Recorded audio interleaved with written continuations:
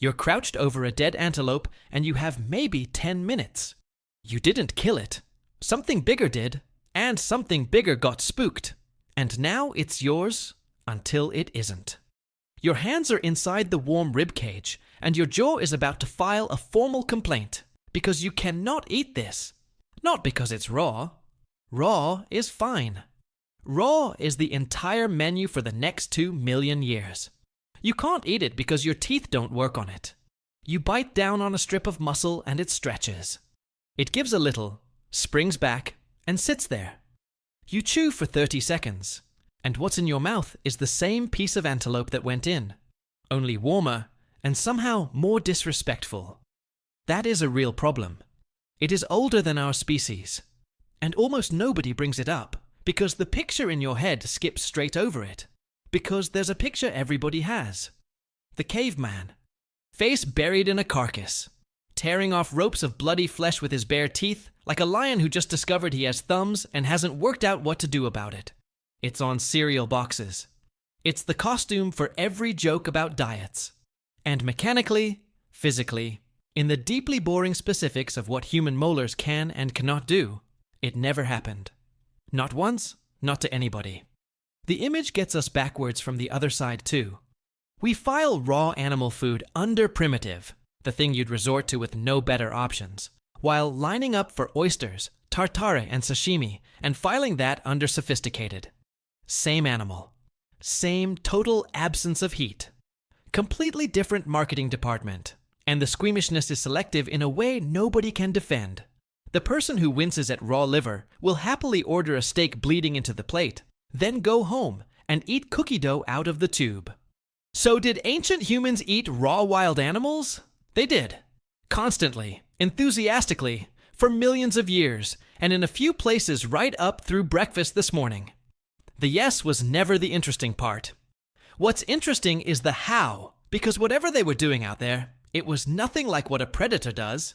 And the thing that made it possible showed up roughly 2 million years before the first campfire anyone can prove. It left a trail too.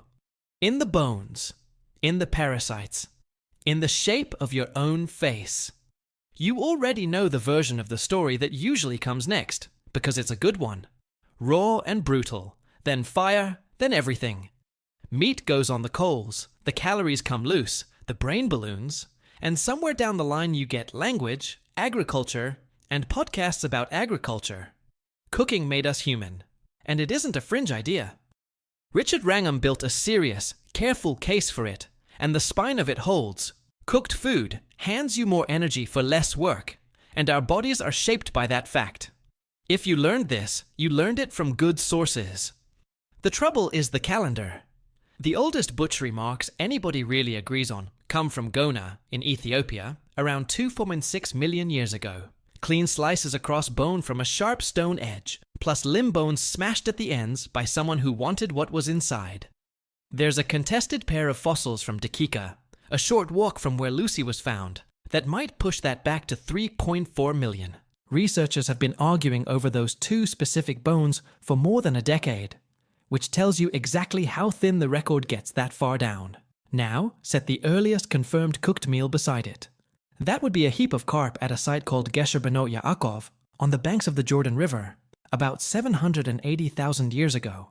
Irit Zohar, Naama Goren Inbar and their colleagues published it in 2022, and they got there through the crystal structure inside fish teeth, which showed the fish had been held at a gentle heat and never scorched. Somebody was cooking on purpose and doing a better job of it than I manage on a weeknight. Hominins had fire before that. There are burnt bones from Wonderwerk Cave in South Africa, dated somewhere between 1 and 1.8 million years old. Having fire and making dinner with it are two different claims, and the second one is far harder to prove. Put those dates side by side, and a hole opens in the middle. For something between 1 and 2 million years, our ancestors were provably taking large animals apart and eating them, with no oven of any kind anywhere in the record.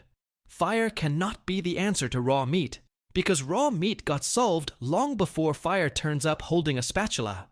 Something else did it. And the answer isn't buried in the archaeology at all.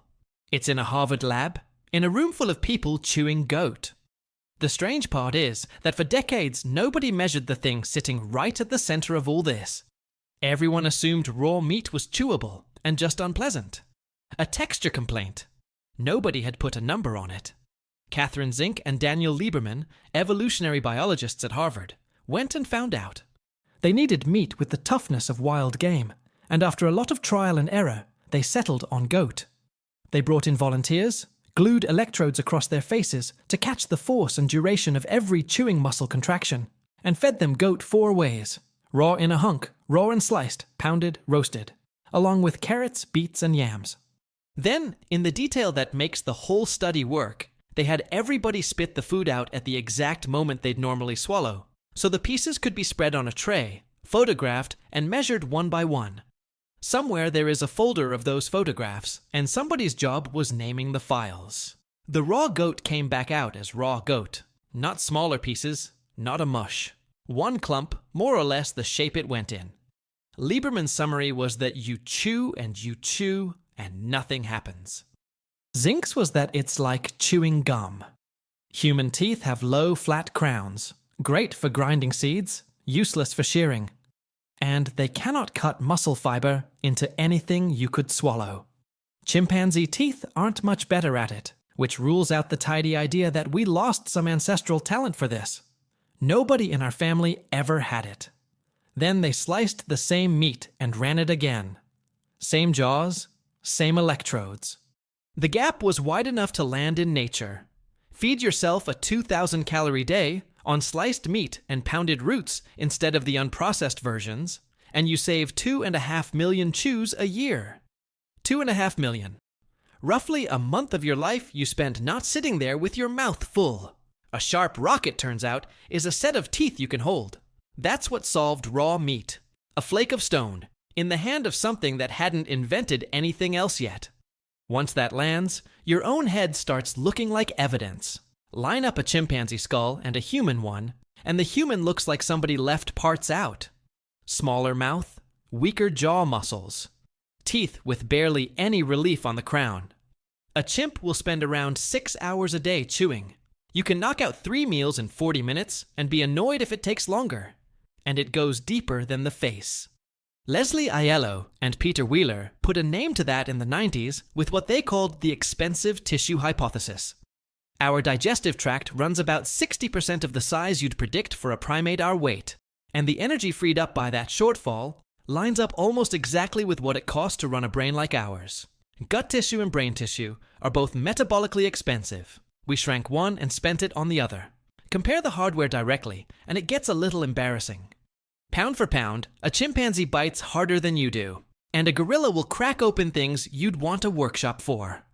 By primate standards, we're weak-jawed, small-mouthed, and running a digestive system that clocks out early. On paper, we don't look like a carnivore. We look like something that lost a fight with one. Which is a strange thing to be, when you say it plainly. We are a species that gave up on chewing and put the savings into thinking about it instead. Flesh doesn't fossilize, and neither does a meal. So how would you ever prove somebody ate raw meat 1 million years ago? You look at what came along for the ride. In 2001, Eric Hoberg and 3 colleagues published a study in the Proceedings of the Royal Society, tracing the family tree of tapeworms, and the results are the closest thing prehistory has to a receipt. 3 species of Taenia, the tapeworms that live as adults only in human intestines and nowhere else, turn out to have their nearest relatives in lions and hyenas, which is the wrong branch entirely. You'd expect cattle or pigs. Read that backwards and you get a scene. Hominins and big cats and hyenas were all working the same antelope carcasses in Africa, and the parasites crossed over through the shared meal.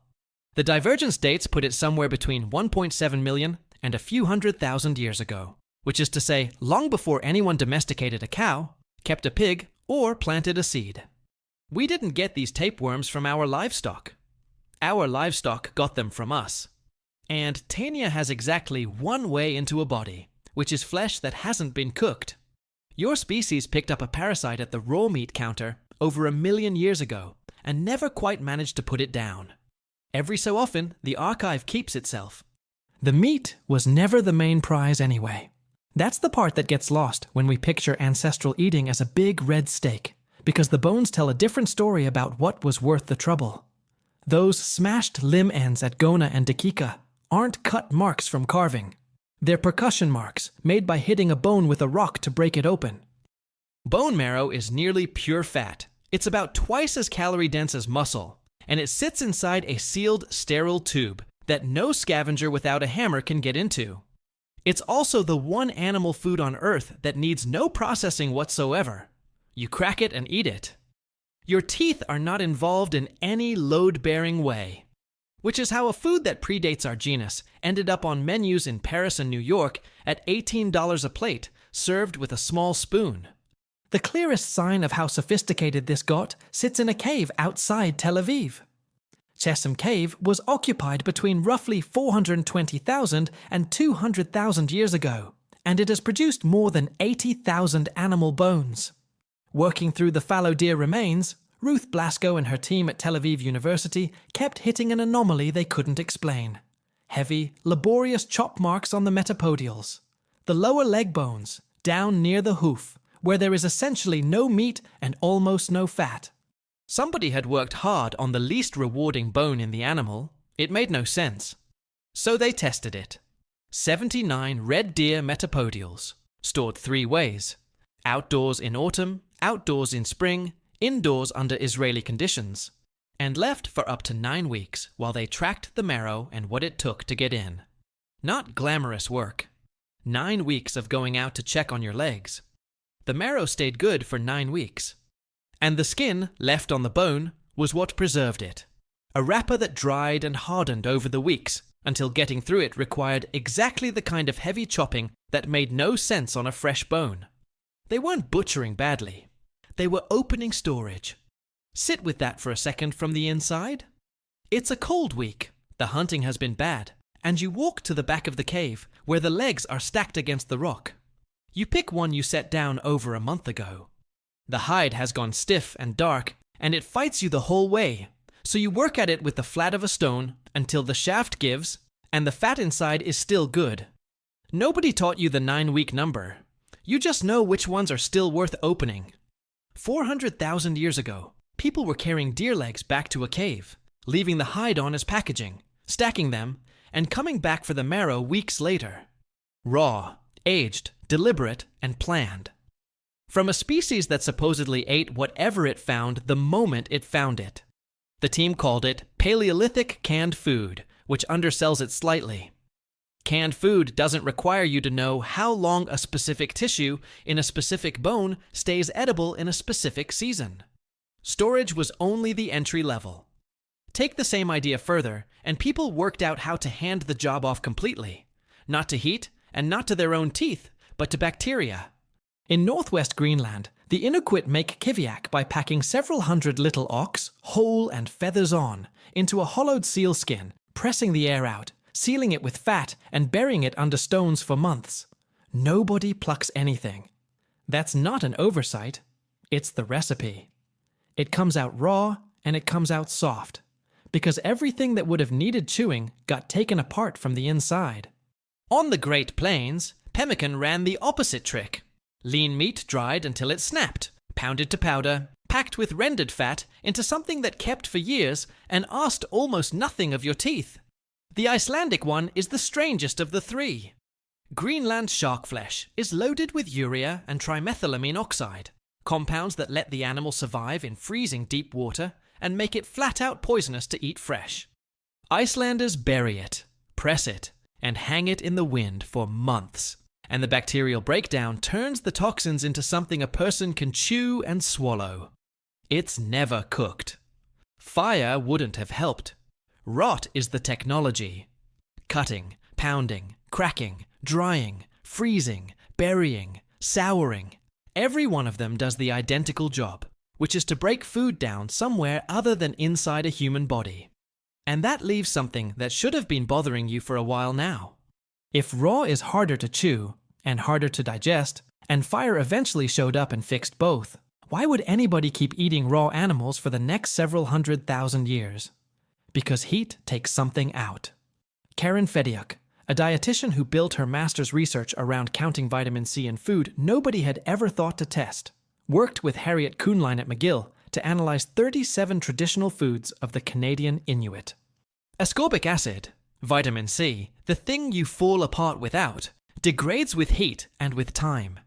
The numbers came back higher than anyone expected.